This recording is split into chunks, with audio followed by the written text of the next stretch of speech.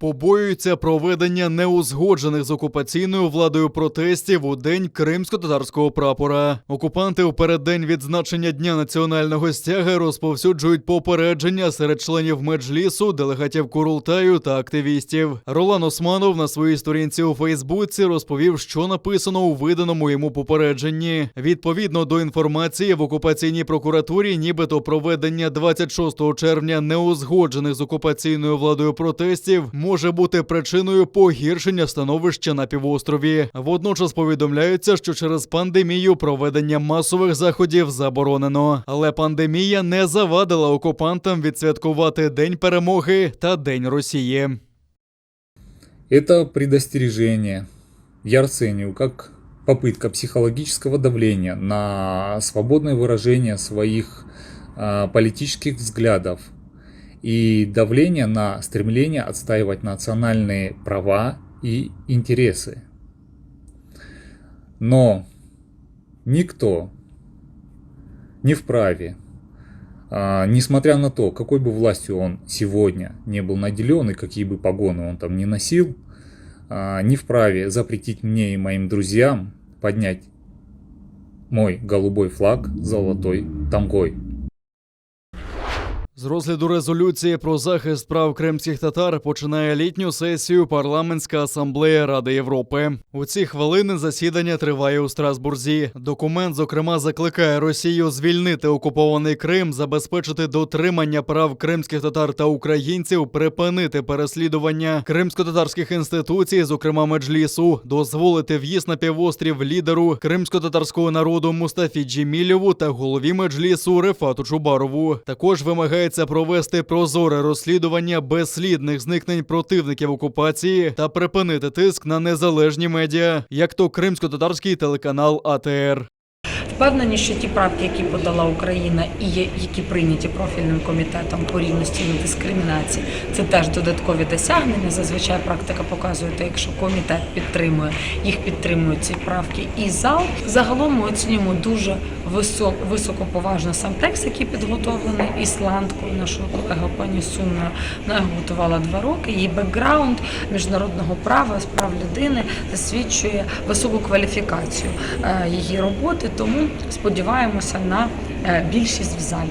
Голова російської делегації у ПАРі Олексій Толстой звинуватив у всіх бідах Криму Україну, буцімто Київ всупереч міжнародному праву перекрив воду на півострів та погіршив становище кримських татар. І назвав це покаранням кримчан за буцімто їх громадянську позицію. Про це повідомив член української делегації у ПАРі Олексій Гончаренко. Делегація з країни-агресора вимагає у ПАРі розглянути питання водопостачання до Криму, а також скасування українських санкцій проти нардепа та кума Путіна Віктора Медведчука.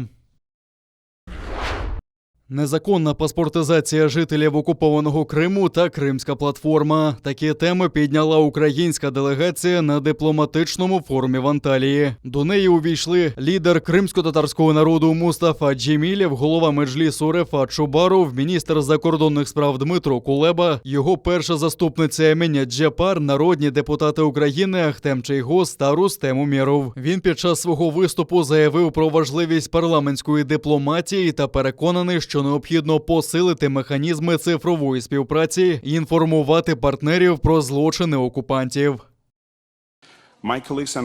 Ми з колегами постійно спілкуємося з делегаціями Парламентської асамблеї Ради Європи, НАТО та Чорноморського економічного співробітництва і працюємо з групами дружби в парламентах. Зараз наша мета – розширити присутність питань Криму в арабських, африканських, латиноамериканських та азіатських країнах. І ми будемо використовувати всі існуючі та неіснуючі діджитал та не-діджитал інструменти, щоб постійно інформувати наших міжнародних партнерів про об'єктивну ситуацію з порушенням прав людини в Криму та питаннями безпеки в Чорному морі.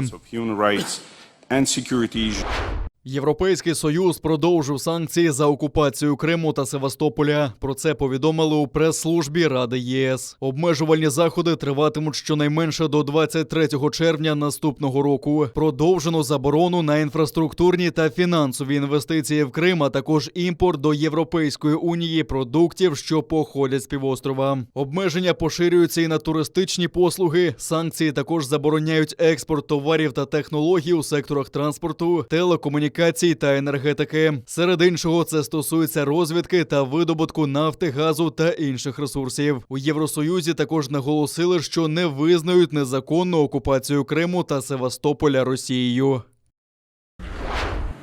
Чергове прикриття мілітаризації Криму. Російський президент Владимир Путін доручив своєму міністрові оборони Сергію Шойгу збільшити військове угрупування на окупованому півострові, щоб буцімто допомогти подолати наслідки повені. Повідомляють, що зараз для цього залучено приблизно 21 тисячу окупаційних військових і більше 1000 одиниць автомобільної та спеціальної техніки в 36 постраждалих населених пунктах. Але скільки окупаційних підрозділів додатково прибудуть до Криму і звідки в Міноборони агресора не повідомляють.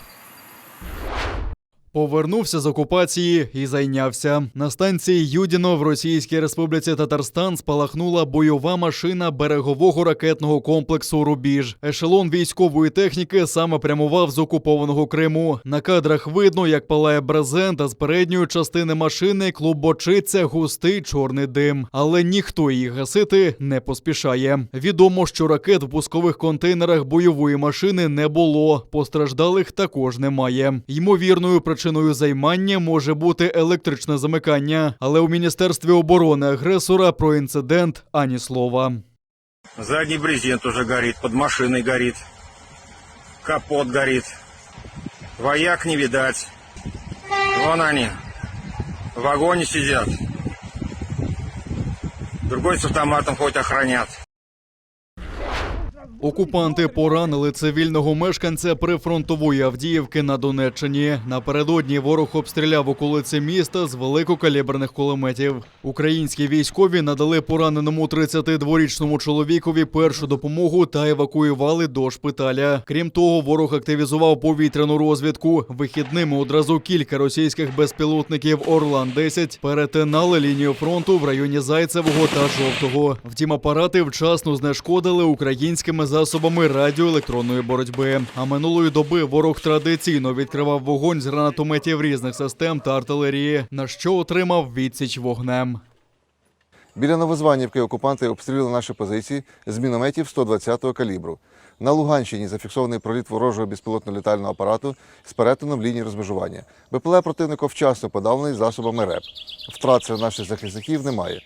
На обстріли противника українські військові відкривали вогонь у відповідь. Про факти порушень з боку російсько-окупаційних військ українська сторона СЦКК повідомила представників ОБСЄ, застосувавши встановлений координаційний механізм.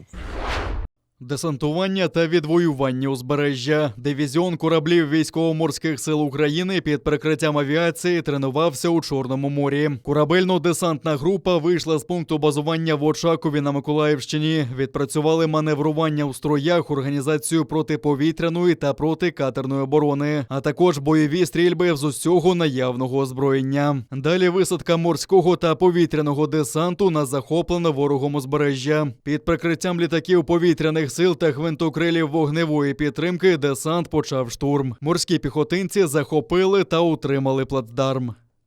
Знищили ворога, тобто виконали завдання і залишились там на ніч для того, аби утримати цю косу до прибуття додаткових сил. Все було обдумано ще до того, коли ми сіли на середній десантний корабль. Командир підрозділу, він чітко поставив завдання всім керуючим особам, які керували особовим складом. І все це було здійснено в такому максимально швидкому темпі для того, аби противника просто деморалізувати і щоб його просто було швидко і легко знищити. Морська піхота завжди готова. Батальйон морської піхоти Ми вірні своїй справі, вірні завжди.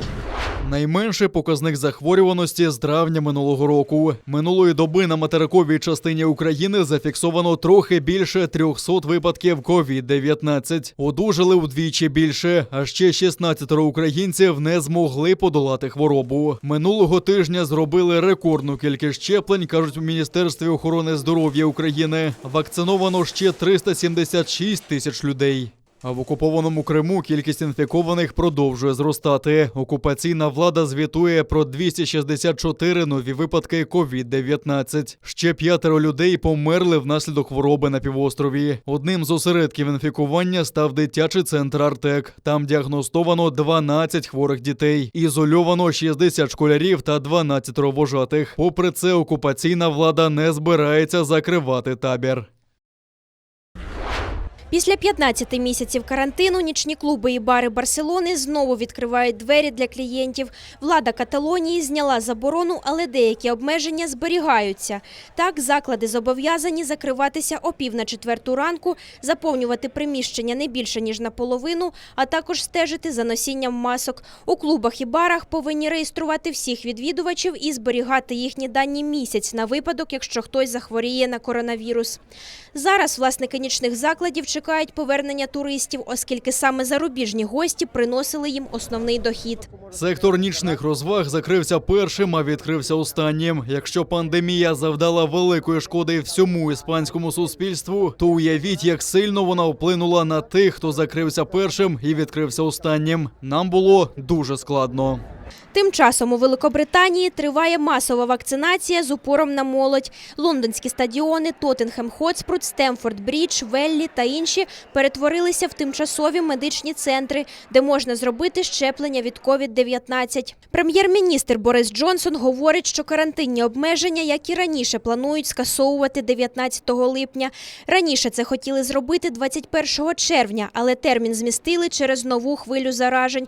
При цьому у 90% інфікованих виявляють індійський дельта-штам коронавірусу.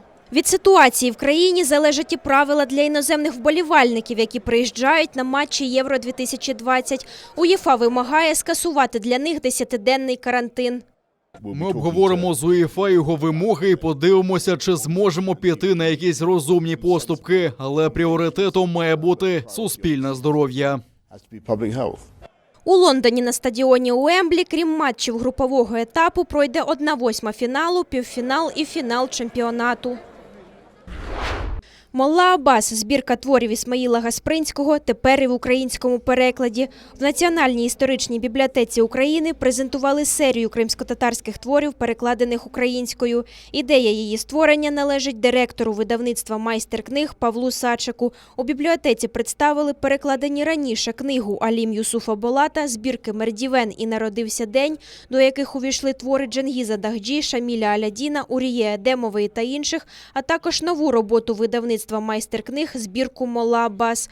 Вона вміщує 11 художніх творів великого письменника та просвітителя Ісмаїла Гаспринського. Мета створення цієї серії видання – це показати українському читачеві сучасному широку палітру кримськотатарської літератури, і класичної, і сучасної.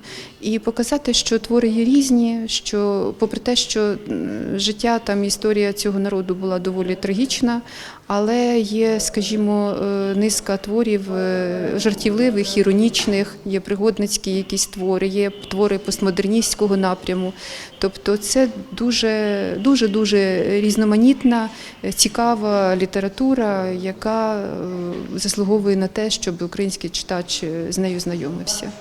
Історик Андрій Іванець в честь наближення Дня кримськотатарського прапора розповів гостям про історію головного символу корінного народу Криму. Кримськотатарський стяг змінювався з роками, а вже у січні 1919 року став таким, яким ми його бачимо сьогодні. І кримськотатарський, і український прапори яворіють блакитним та жовтим кольорами, що вчергове доводить близькість наших народів. Окрім цього, Андрій Іванець вказав на діапазон історичних подій у серії «Кримськотатарська проза» українською. Діапазон історичних подій, представлених в серії книжок «Кримськотатарська проза» українською, він досить широкий. Тут є і книжки, наприклад, про народного героя Аліма 19 століття, художній варіант, є книги про 20 століття, які стосуються депортації, є книги, які висвітлюють, точніше є художня література в книгах цих, яка висвітлює і більш раніші періоди життя кримсько-татарського народу. 25 червня на фестивалі «Книжковий арсенал» відбудеться ще одна презентація кримсько-татарської літератури, на якій Надія Гончаренко з колегами детальніше розкажуть про нову збірку Молла Аббас та представлять посібник з історії кримських татар для школярів, а також влаштують двомовне читання кримсько-татарських творів.